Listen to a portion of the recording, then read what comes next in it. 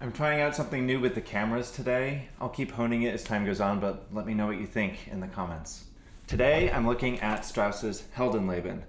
We are preparing this for the first subscription concert of the St. Louis Symphony season, coming up in just a couple of weeks. And in case you don't know already, Heldenleben is a massive piece. This piece is just maximalist, incredibly dense orchestration from start to finish. It's long, so there's too much to talk about for one video. So I'm gonna really pick and choose my battles, and I think I'm gonna break this video up into multiple installations. Even though I'm breaking it up into multiple videos, I'm really keeping my focus limited. I'm gonna limit my attention to details that are easily missed, but which I think are important for crafting one's interpretation of the piece. At least they're important for me in my experience of figuring out my interpretation of this piece. So let's dive in. What is there to say about the opening? I mean, it's so memorable.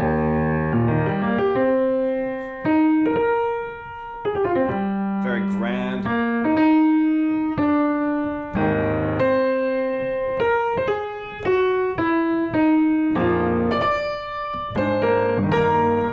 It's filled with these interjections, and this is the point that I really fixate on here. These interjected harmonies, like measure 6 and measure 8 and measure 9. And those interjected harmonies are really clear when the orchestration is relatively thin in this opening phrase. But when we get to rehearsal 1, this first measure of rehearsal 1, there's this very strange harmony on beat 3 that's very difficult to hear given how much the swell kind of overtakes the texture. So the pickup to rehearsal 1, it's so easy to miss this. That beat 3 stinger. So I think as conductors and interpreters, we have to find a way to clock that harmony, because think about what this progression is from rehearsal 1. We have this B flat in the bass, the E flat major chord. So it's a 1 chord in second inversion, 1-6-4. And we know that we're approaching a cadence. So how is Strauss going to navigate us through there? We go to a common tone diminished seventh with that bass note of B flat. Then on the second beat of the second bar, F minor first inversion to a different fully diminished seventh chord, this one rooted on A natural. And then back to our 1 chord in second inversion. So altogether,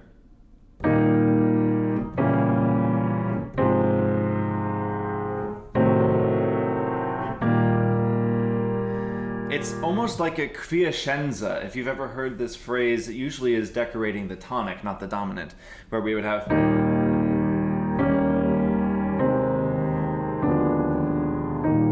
a kind of either closing or opening pattern for a phrase that decorates the tonic by going 1, flat 7, 6, natural 7, 1. It's very similar in some way. Except here it's over the 5 pedal.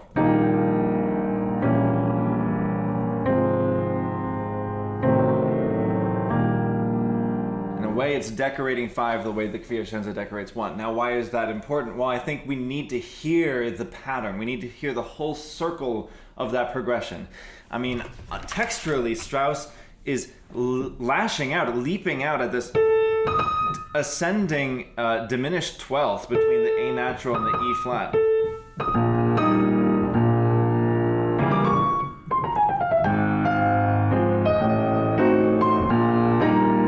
But if we hear the whole rotary nature of that chord progression, it helps us lock into the anticipation of the cadence. This is all just to say that some of these stingers are really tempting to make as short as possible or not to really clock as harmonies. But I think it's important that have just enough roundness that we can hear the harmony for real. Another question that I think a lot about is, what is rehearsal 2? What does it represent? I mean, we've just heard the beginning of the piece, and it's been only a few seconds, and all of a sudden at rehearsal 2, it's like we've escaped into another universe. There's a new texture, new dynamic, subito pianissimo. 4 before 2, we have a restatement of that E flat theme at the beginning.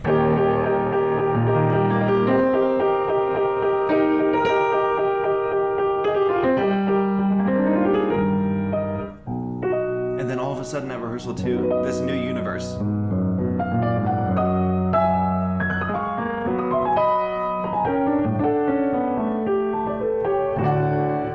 This is probably a good moment for the disclaimer that reading this off of the full score is so much harder than for almost any other piece that exists. So I'm going to do my best, but I apologize in advance if some of it's a bit shaky, my approximations at the piano. I'm going to have to leave a few things out here and there and navigate it as best as I can, but I'll try. So anyway, this escape at rehearsal 2, it looks like it's to B major. We've come from E flat major,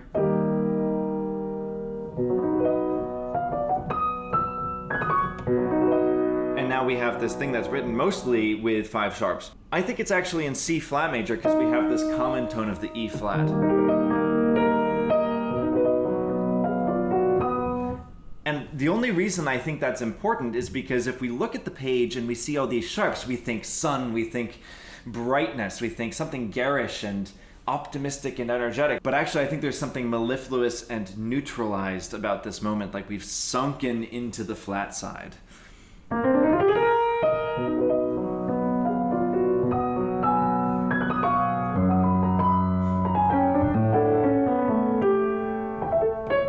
And as always, Strauss is just constantly pivoting to new key centers. So we see new ideas of a key center over and over again for this theme throughout this passage, as though the hero, whoever this theme represents, and of course, it arguably represents Strauss himself, but you could make other cases. Whoever this represents,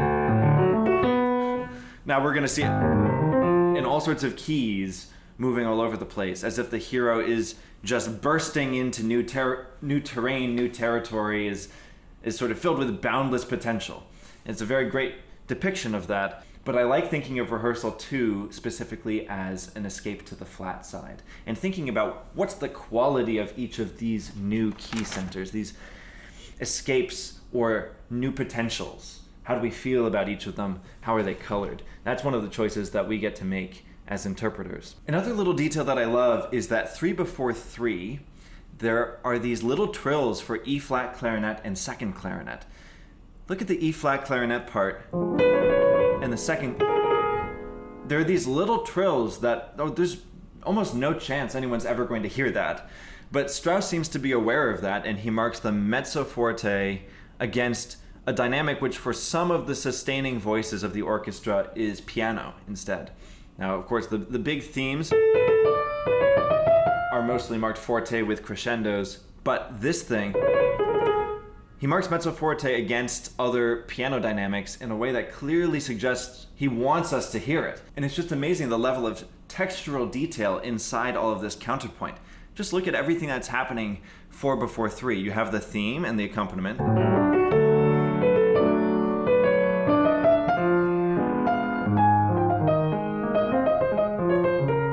But there's also this horn counterpoint.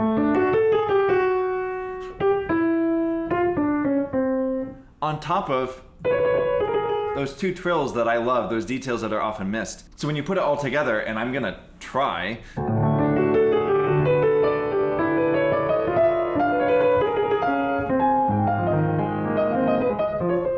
it's too much. I gave it a shot. But it's those little textural details that we otherwise might miss that bring the piece to life. Okay, so the theme continues to develop, it's bursting into new keys, it's being heroic. Finally, we get to a dominant lock that promises us of some big arrival to come. And for me, that really begins at rehearsal 8. There's a lot of building before this, but when we get to rehearsal 8, we know something's coming. And the way Strauss achieves that feeling is pretty incredible, and I think it's worth being aware of so that we can draw it out of the orchestra when we're performing.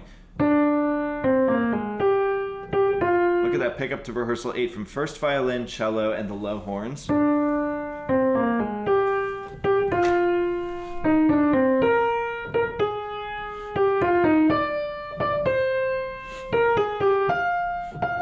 It feels like, as I described the theme earlier, that it's bursting into new terrain every time it ascends a seventh. But when we think about what Strauss has written, it's this.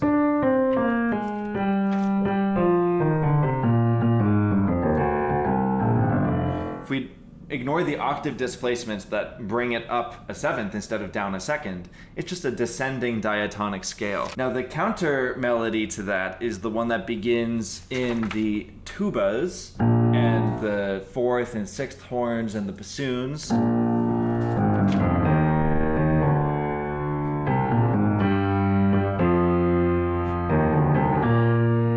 It's the same thing, just starting on a different note. So what Strauss has done is he's taken the idea of a descending scale, one starting on D and the other starting on a B flat. He's created a rhythm that is generated from this nucleus, which comes from one of the original ideas. From those opening presentations of the theme. This idea of a descending fourth scalar and then an ascending seventh, which turns out you can think of as all just descending steps. He's sequencing those steps in canon, one against the other, so that we get these incredibly suspenseful, dissonant clashes between the two descending lines.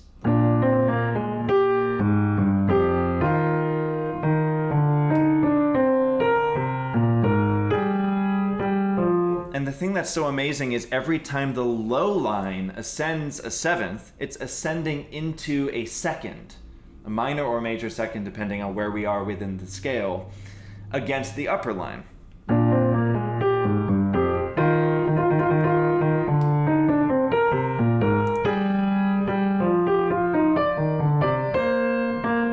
So I think we don't just need to pay attention to the low line and draw the low line out of the orchestra, but we need to ensure that we're going into the top note of the low line, more so than we need to with the upper line. The upper line is already where our ear is being drawn registrally, but the low line, every time it ascends a seventh, it's butting heads with the upper line. When the upper line ascends the seventh, it's not clashing with the lower line, it's ascending into a sixth. That's fine. It's this one.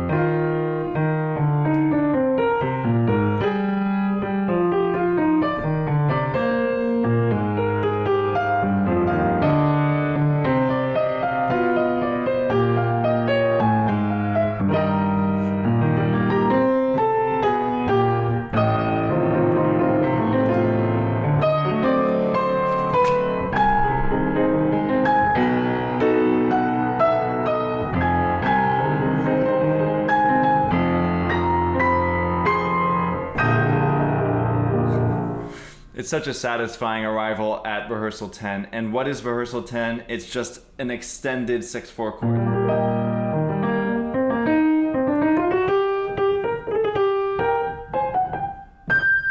So we haven't actually done anything. We're just building expectation, building anticipation, and it's those dissonances that make us wring our hands in the air and say, Strauss, where are we going? Tell us. So he's a master of building that suspense, and we can draw it out of the orchestra even more. We got to the huge 6/4 chord at rehearsal 10. It's the same 6/4 chord we started with. Strauss has been developing the tension and expectation this whole time. How is he going to continue?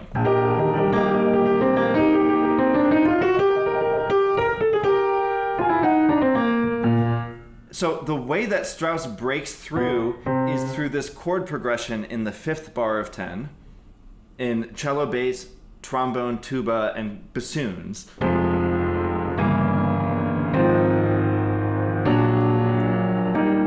And again, he arrives at a 6/4 chord. But think about how expressive that chord progression is.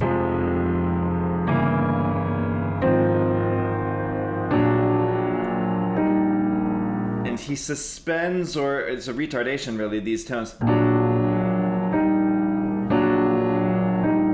underneath the 6/4 chord that he returns to. So much decoration and delaying and densifying of that 6/4 chord, but it's so important to hear the specific way that Strauss delays that 6/4 chord, the path he takes to detour around it and then come back to it. So we have to give a lot of love to the low strings and the trombones and tubas and bassoons there. And then in this final approach to the cadence, which I promise is coming in 5 bars, at rehearsal 11, we get this bass trill. It's no longer just a 6/4 chord, and it's not a 6/4 chord with a trill. It's a 6/4 chord with a bass trill. So I think we really need to draw that out at rehearsal 11. We also get all of these incredible textures in the flutes and the third oboe at rehearsal 11. These 16ths that no one else in the orchestra has except for the harps that do double some of those 16ths. And there's almost no chance of hearing that against the...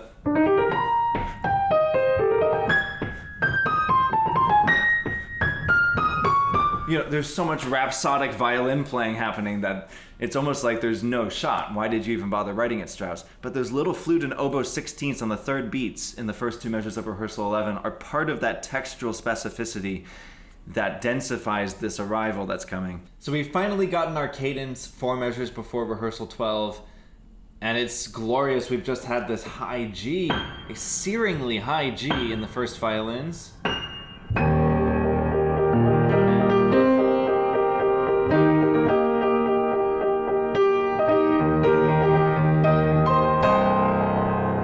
Rehearsal 12, it all comes crashing down in a wave of C minor, and the theme is restated in C minor. And this is a detail, a harmonic detail, that I think is so easy to kind of blow past, but this is such a dramatic moment.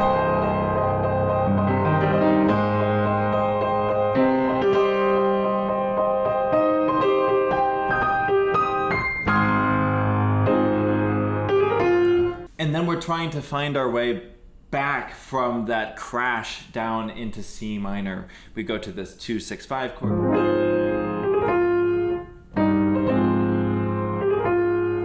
And so forth. I don't think the importance of that C minor harmony at rehearsal 12 can be overstated.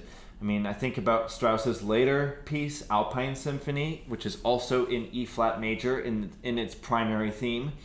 The ascension theme, the climb, the hike theme. And immediately after its first big, satisfying conclusion, crashes into C minor. There's a big E flat major arrival in Alpensinfonie, followed by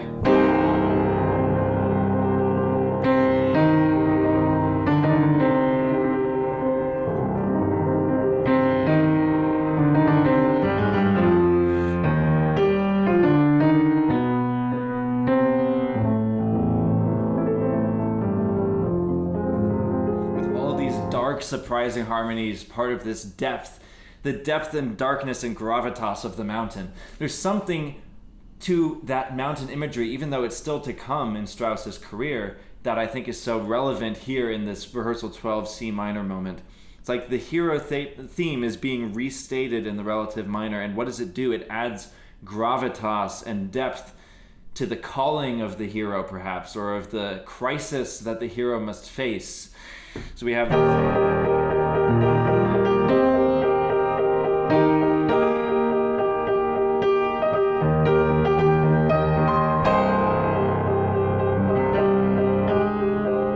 there's something very similar in the affect of that moment to me, and I think it's easy to blow through it, but we have to feel and let the harmony register.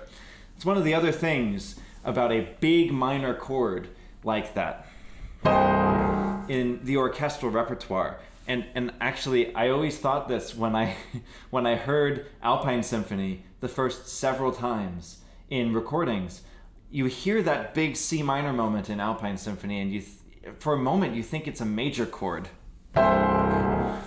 because the third is hard to pick out in the wall of sound, and the skeletal structure of the C's and G's, those notes contain weirdly tuned E naturals inside their overtones. And if you get the right acoustic and you get the right dynamic and the right intersection of the instruments and the timbres, you're gonna believe it's a major chord. And for the longest time, I thought in Alpensinfonie that it was a C major chord, because the recording I was listening to kind of blew through the moment and didn't let the harmony register. So this is another one of those moments where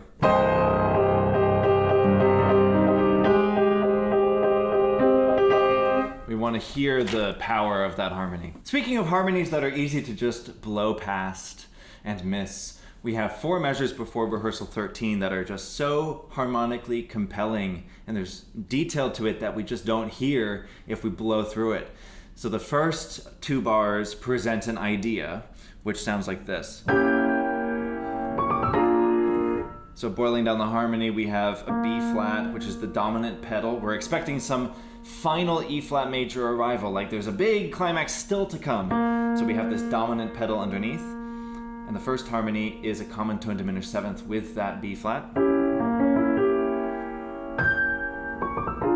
And then all the voices resolve up to meet the notes of a B flat dominant 7th chord. So, okay, where's our E flat, right? We're really hitting our head against the wall of this dominant chord. It sounds like Strauss is doing the same thing in the next 2 bars. But he's not. This is no longer a B flat dominant 7th chord. The E, or F flat, now went down to E flat, and we have the notes of an E flat dominant 7th chord, which is very different from a B flat dominant 7th chord that ended the first 2 bars. So now we have like the wrong dominant 7th. What are we gonna do with that? Well, if Strauss were to treat this passage in a tonally functional way, if he were a lesser composer, maybe he would have written something like, for the second phrase, then treat that functionally as 5/7 of 4.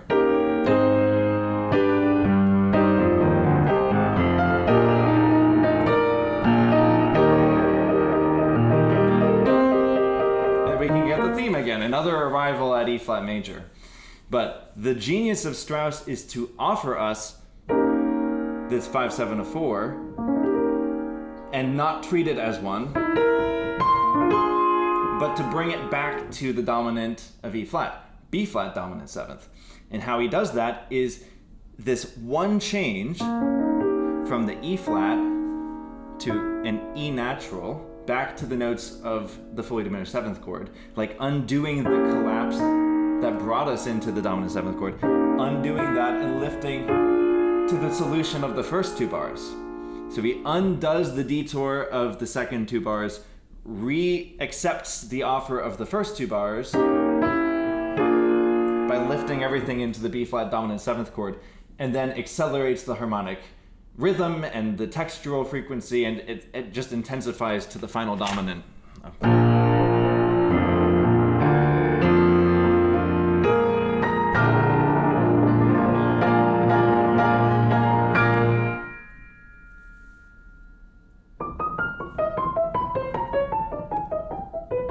And then we get our critic music, finally.